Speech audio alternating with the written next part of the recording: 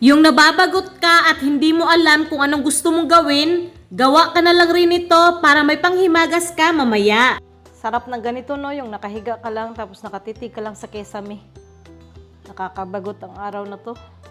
Tara, gawa tayo pang pawala lang sa bagot. Kayumangging asukal, 2 itlog, kokwa or pwede Milo, harina, kahit anong brand ng chocolate na paborito mo, tapos margarine.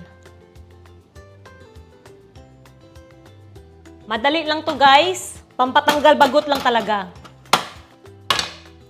Painitin ang kawali sa mahinang apoy lang.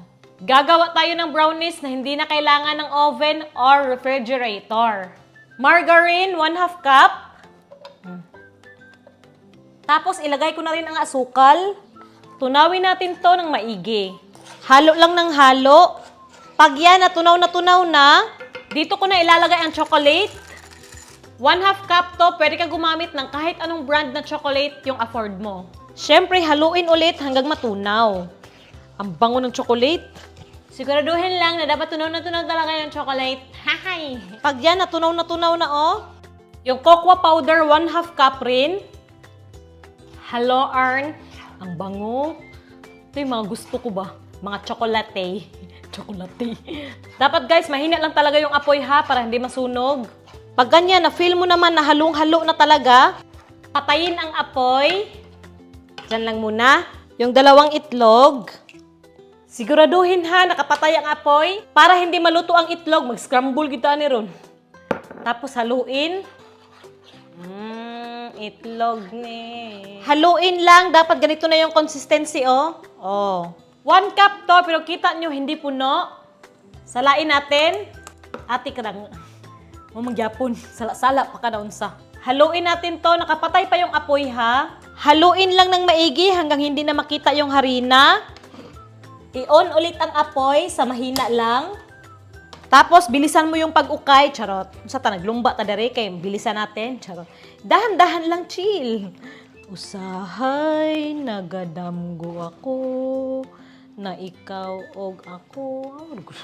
Yan nag-uumpisa na mag-dry. Dapat dry to guys para lutong-luto talaga yung harina. Mas madali pala pag spatula yung gamitin, oh. Pag ganito na yung texture, patayin na yung apoy.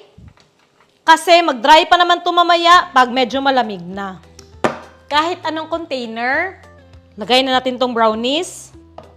Tapos i-flat. Yan hindi dry. Ikaw na bahala sa toppings mo, pwede mani.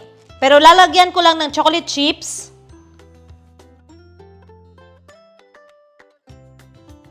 Ayan para talagang binake sa oven fudgy brownies yung dating. Medyo mainit pa. Hayaan ko lang lumamig pero hindi ko ipapasok sa ref para hindi tumigas. Hindi yung basta-basta ka na lang magluluto. Dapat magliligpit ka rin. Siguradong tanggal yung bagot mo.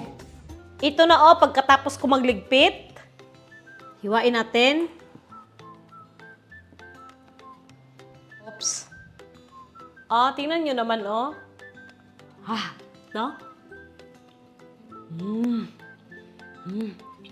Grabe, napaka-fudgy sa loob